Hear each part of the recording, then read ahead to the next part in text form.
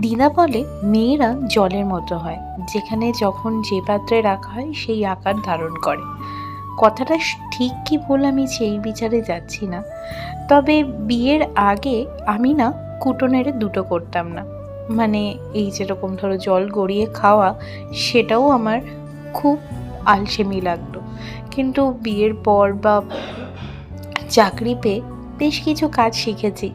এখন যেহেতু full time housewife, তো সন্ধেবেলার দিকটা বেশিরভাগ দিন আমিই সন্ধেবাতি দিয়ে থাকি, আর সকালের পুজোটা তো সেটা আমার ডিউটির মধ্যেই পড়ে গেছে।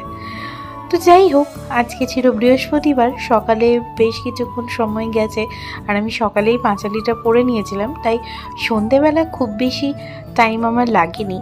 তবে হ্যাঁ, পুজোর দিকটা আমার বেশ ভালোই লাগে, কারণ বিয়ের আগেও যখন পড়াশুনো শেষ হয়ে গেছিলো, আমি টিউশন পড়াতাম চাকরি পাওয়ার আগে, বেশ কিছুটা সময় আমি কিন্তু পুজোর কাজে মাকে হেল্প করে দিতাম, যাতে মায়ের সকালের টিফিনটাতে দেরি না হয়ে যায়। আজ এই পর্যন্ত, আবার দেখা হবে।